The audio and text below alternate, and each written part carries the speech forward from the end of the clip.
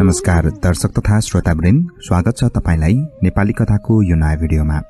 आजको भिडियोमा मैले दुईवटा रोचक लोककथाहरू लिएर आएको छु, रोबिन हुड र किम्वदन्ती। साथसाथै अर्को लोककथा हेमेलिनको बाँसुरी वादकको कथा लिएर आएको छु। आशा छ तपाईलाई यी दुईवटा कथाहरू मनपर्नेछन्। कथालाई अन्त्यसम्म सुनेर साथ दिनुहोला। पहिलो कथा रोबिन हुडको किम्वदन्ती। इङ्ल्यान्डको मध्यकाल 12औं शताब्दीको अन्त्यतिर जब राजा रिचर्ड सिंहहृदय तेस्रो क्रुसेडमा भाग लिन विदेश गएका थिए, उनको भाइ प्रिन्स जोनले देशको शासन सम्हाले। प्रिन्स जोनको शासन लोभी र क्रूर थियो। उनले धनी सामन्तहरू र भ्रष्ट अधिकारीहरूलाई संरक्षण दिए, जबकि गरिब किसानहरू र मजदुरलाई भारी कर र अत्याचारले थिचे। नटिङहमको शेरिफ प्रिन्स जोनको एक वफादार सेवक, उसले जनताको रगत पसिना लुटेर आफ्नो सम्पत्ति बढाउँदै थियो। यही अन्यायको कालो बादल मुनि रोबिन हुडको कथा सुरु हुन्छ। रोबिन हुड, जसको जन्मनाम रोबिन लकसले थियो, लकसले गाउँका एक सम्मानित र साहसी युवक थियो। उनी एक कुशल धनुर्धर र तलवारबाज थिए। उनको निशाना अचूक र मन उदार थियो। उनको परिवार मध्यवर्गीय थियो, तर उनीहरूले गाउँलेहरूलाई सधैँ सहयोग गर्थे। रोबिनको बाल्यकाल गाउँमा रमाइलो मेलाहरू, जंगलका साहसिक यात्राहरू र आफ्नो बाबुको धनुर्विद्या सिकाइमा बितेको थियो। तर उनको जीवन तब उथलपुथल भयो जब शेरिफका सैनिकहरूले उनको परिवारको जमिन र सम्पत्ति जफत गरे। यो घटना एक गलत आरोपबाट सुरु भएको थियो। शेरिफले रोबिनको बुबालाई प्रिन्स जोनको कर तिर्न नसकेको आरोप लगाए। सत्य यो थियो कि शेरिफले लकसले परिवारको सम्पत्तिमा आँखा गाडेका थिए। एक रात सैनिकहरूले रोबिनको घरमा आगो लगाए र उनको बुबाले प्रतिरोध गर्दा उनको ज्यान गयो। रोबिन, जो त्यस रात गाउँको मेलामा थिए, फर्कदा आफ्नो घर खरानीमा परिणत भएको देखे। उनको आमा र बहिनीलाई शेरिफले बन्धक बनाएर नटिङहम किल्लामा लगे। रोबिनको मनमा क्रोध र बदला उम्लियो, तर उनले बुद्धिमानीपूर्वक काम गर्ने निर्णय गरे। उनले आफ्नो गाउँ छोडे र शेरवुड जंगलमा लुके।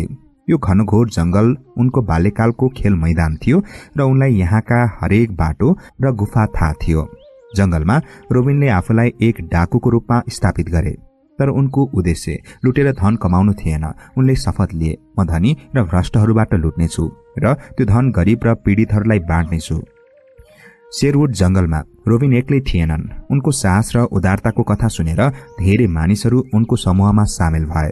यीमध्ये पहिलो थिए लिटिल जोन, एक विशालकाय तर हँसिलो र बलियो मानिस। लिटिल जोनको वास्तविक नाम जोन लिटिल थियो, तर उनको ठूलो कदको कारण रोबिनले उनलाई मजाकमा लिटिल जोन भने र यो नाम रह्यो। उनी एक कुशल लट्ठी युद्धका विशेषज्ञ थिए र उनको बलले रोबिनको समूहलाई थप शक्तिशाली बनायो। अर्का सदस्य थिए फ्रायर टक, एक भिक्षु जसले चर्च छोडेर जंगलको जीवन अपनाएका थिए। फ्रायर टक धर्मका साथै लडाई र रणनीतिको ज्ञानमा निपुण थिए। उनले रोबिनलाई जंगलमा गुप्त वासस्थान बनाउन र समूहलाई संगठित गर्न मद्दत गरे। विल स्कर्लेट, एक चतुर र निपुण तलवारबाज पनि रोबिनको समूहमा सामेल भए। विल एक कुलीन परिवारका थिए, तर शेरिफको अत्याचारले उनको परिवार पनि बर्बाद भएको थियो। यी सबैले मिलेर रोबिनको नेतृत्वमा मेरी मेन नामक समूह बनाए, जसको अर्थ थियो हँसिला र वफादार साथीहरू। रोबिन र उनको समूहले शेरवुड जंगललाई आफ्नो गढ बनाए। उनीहरूले रुखमा मचान बनाए, गुफाहरूलाई भण्डारमा परिणत गरे र जंगलका प्राकृतिक स्रोतहरूको उपयोग गरे। उनीहरूको मुख्य लक्ष्य थियो धनी व्यापारीहरू, भ्रष्ट सामन्तहरू र प्रिन्स जोनका अधिकारहरूबाट लुट्ने र त्यसलाई गरिब गाउँलेहरूलाई बाँड्ने। उनीहरूले गाउँमा गएर खाना, पैसा र कपडा वितरण गर्थे, जसले जनताको मनमा रोबिनको छवि एक नायकको रूपमा स्थापित भयो। एक दिन रोबिन र उनको समूहले सुने कि शेरिफले नटिङहम बजारमा ठूलो कर संकलनको आयोजना गर्दैछन्। यो कर गरिब किसानहरूबाट जबरजस्ती उठाइदै थियो र धेरै परिवारहरूले आफ्नो अन्तिम सम्पत्ति पनि गुमाउनु परेको थियो।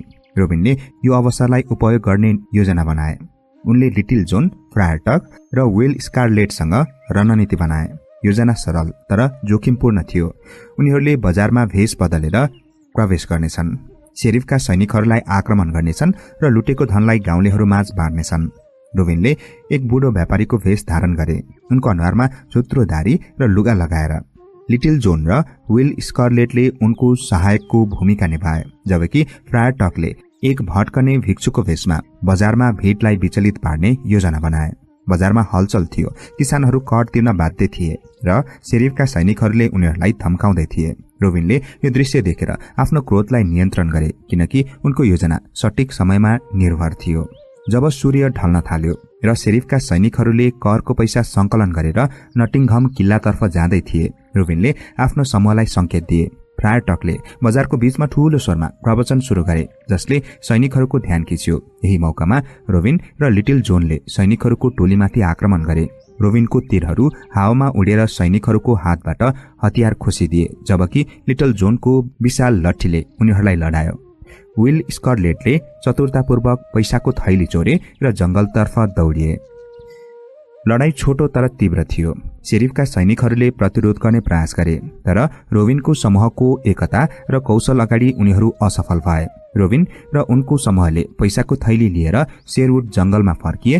त्यस रात उनीहरूले लुटेको धनलाई नजिकैका गाउँहरूमा बाँडे। किसानहरूले रोबिनलाई आशीर्वाद दिए र उनको नाम हरेक घरमा गुन्जिन थाल्यो। यो घटनाले रोबिन हुडलाई गरिबहरूको नायक बनायो, तर शेरिफ र प्रिन्स जोनका लागि उनी एक खतरनाक शत्रु बने।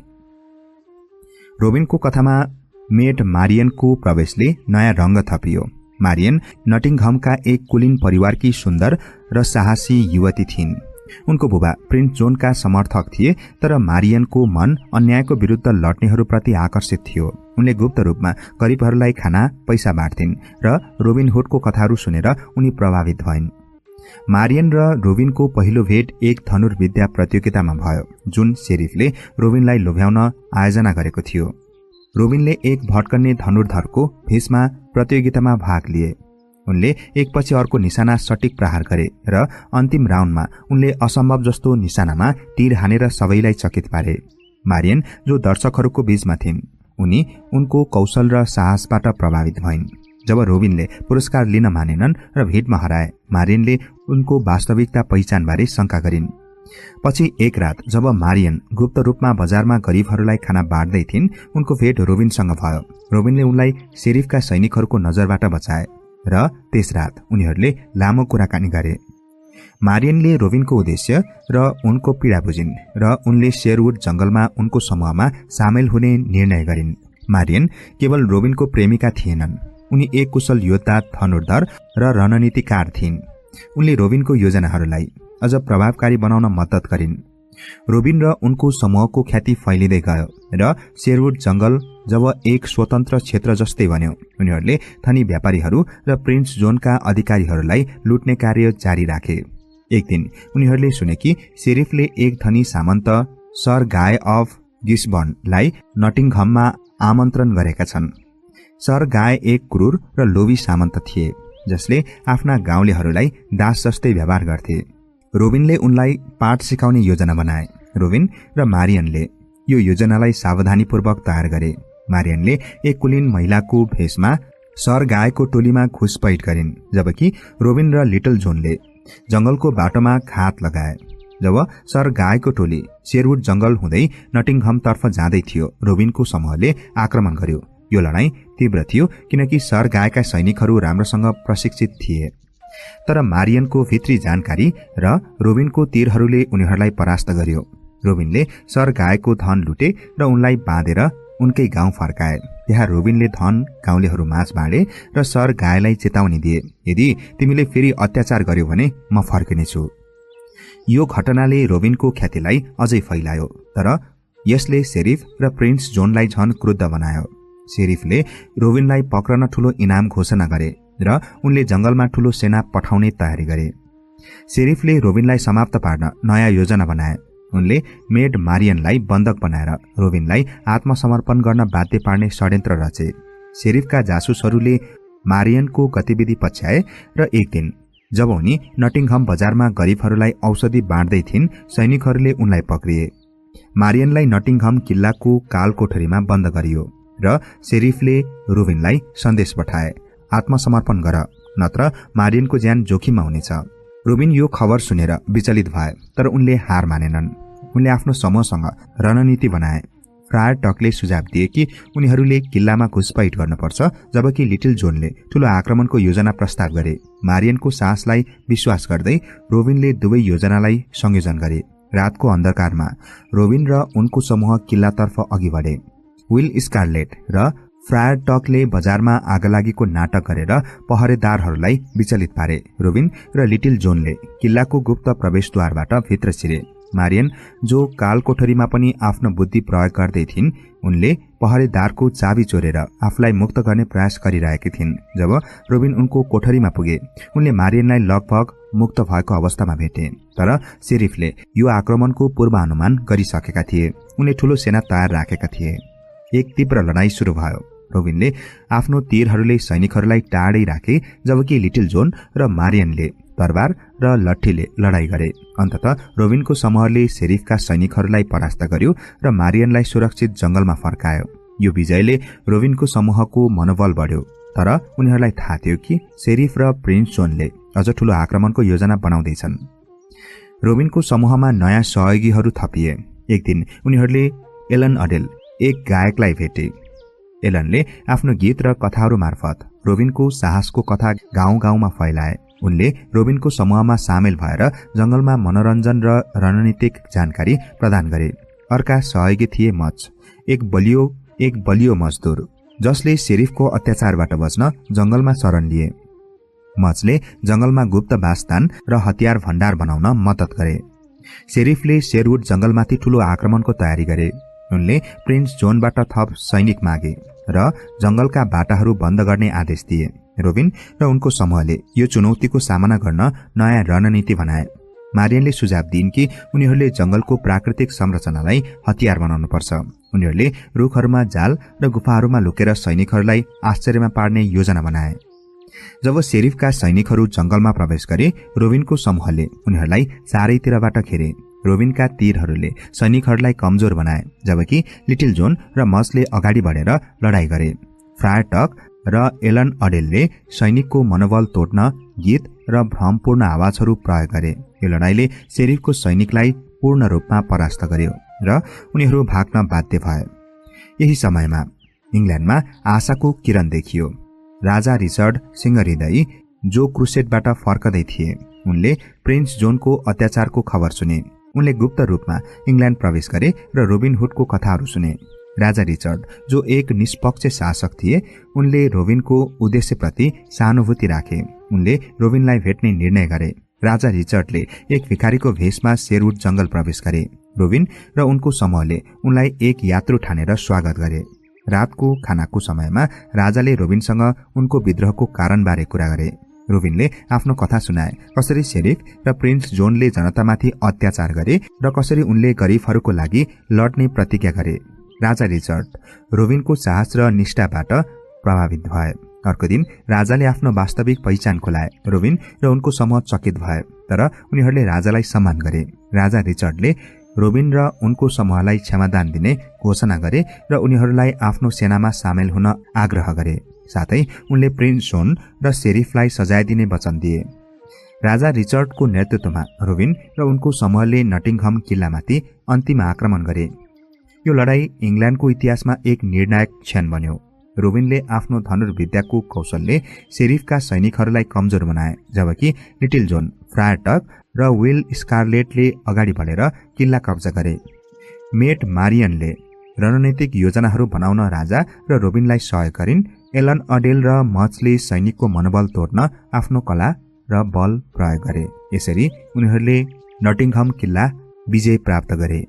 यो रहेको थियो कथा रोबिन हुडको किंवदन्ती। अब लागौं अर्को कथातर्फ। कथाको शीर्षक ह्यामेलिनको बाँसुरी वादकको कथा। सन् 1284 को कुरा हो। जर्मनीको ह्यामेलिन शहर एक रमणीय र समृद्ध ठाउँ थियो। बेसर नदीको किनारमा बसेको यो शहरका गल्लीहरू रंगीन र घरहरू र हाँस खेलको वातावरण हुन्थ्यो। शहरवासीहरू मेहनती थिए। किसानहरूले खेतमा अन्न उब्जाउँथे, व्यापारीहरूले बजारमा रेशम र मसला बेच्थे र हस्तकलाकारहरूले सुन्दर सामान बनाउँथे। शहरको बीचमा ठूलो चौर थियो जहाँ हरेक हप्ता मेला लाग्थ्यो। तर यो सुखी शहरमा एक दिन अकल्पनीय विपत्ति आइलाग्यो। मुसाको आतंक। कसैलाई थाहा थिएन मुसाहरू कहाँबाट आए, कुनै भन्थे तिनीहरू नदीबाट आए, कुनै भन्थे जंगलको गुफाबाट।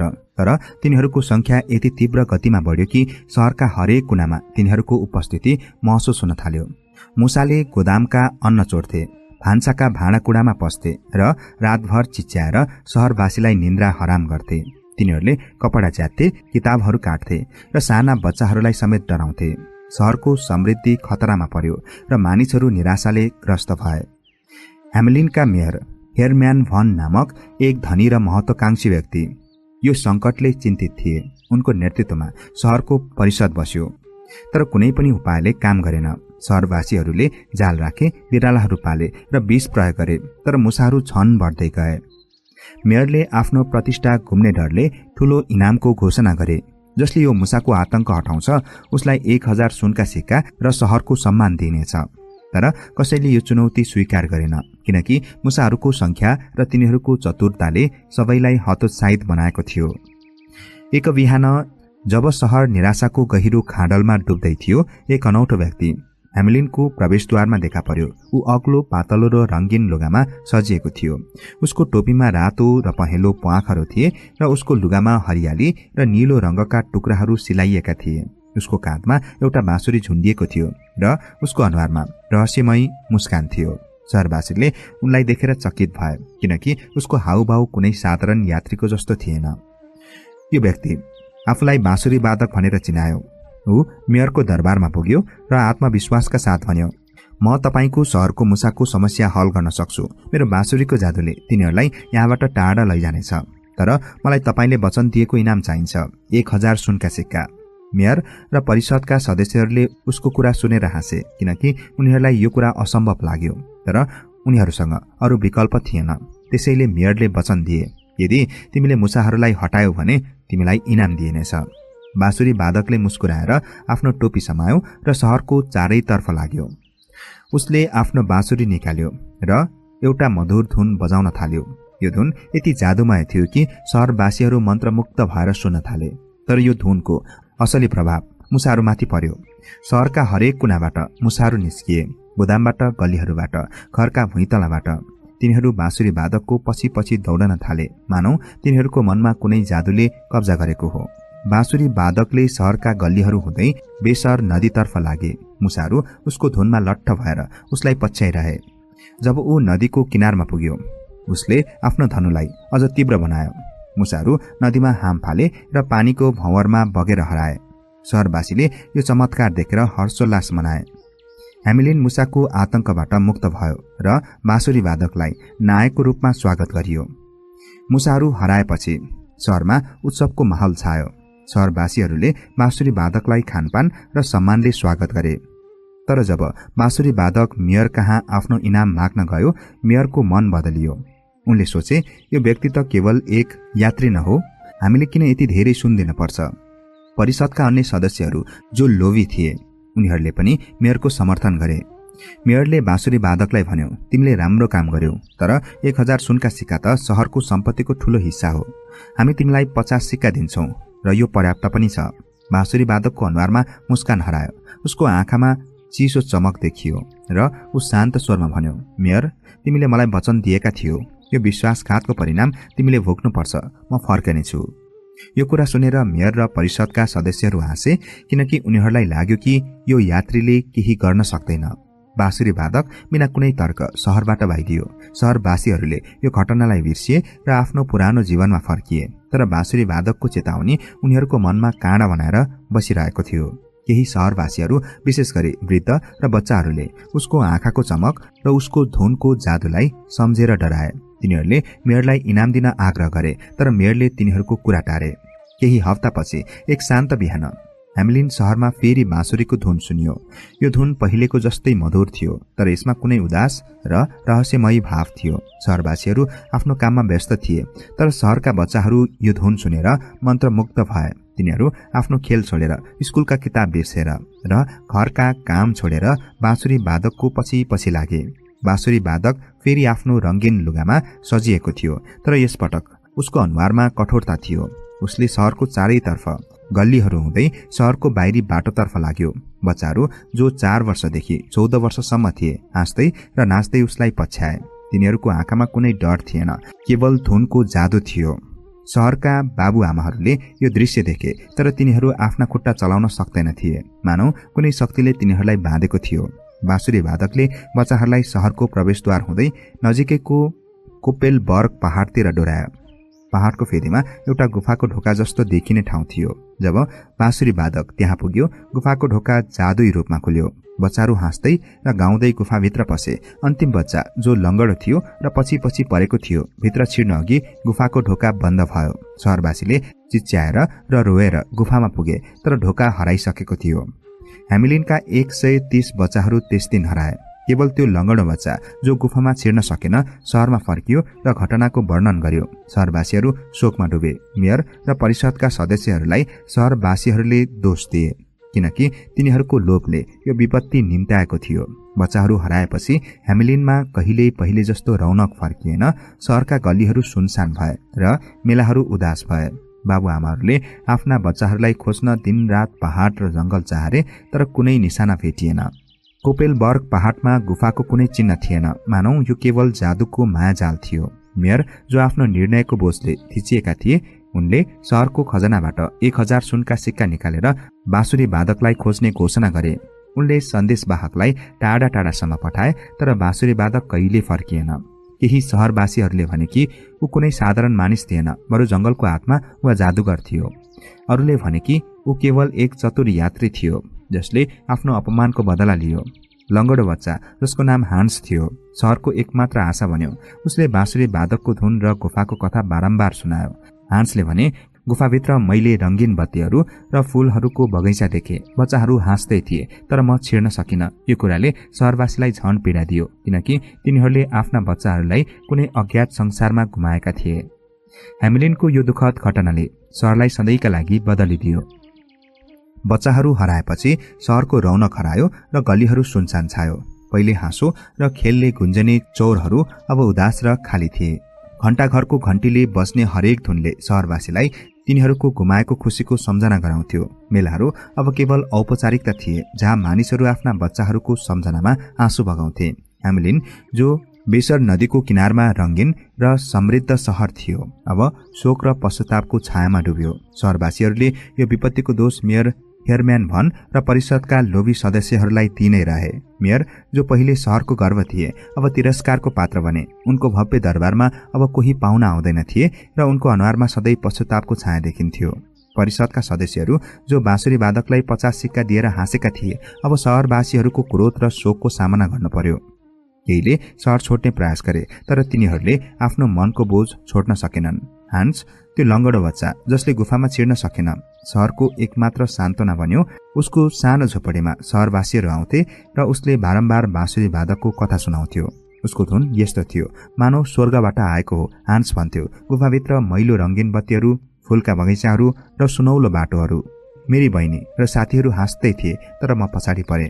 यी शब्दहरूले शहरवासीहरूलाई एकातिर आशा दिन्थ्यो कि तिनीहरूका बच्चाहरू कतै खुसी छन्, तर अर्कोतिर यो विचारले तिनीहरूलाई छन पीडा दियो कि तिनीहरूले आफ्नो प्रियजनलाई सधैँका लागि गुमाए। एकजना बुढी आमा मार्था, जसको नाति हेनरिक गुफामा हराएको थियो, हरेक साँझ बेसर नदीको किनारमा बस्थिन् र हेनरिकको मनपर्ने गीत गाउँथिन्। उनको आँखामा आँसु र मनमा एउटै प्रार्थना थियो, मेरो नाति फर्कियोस्।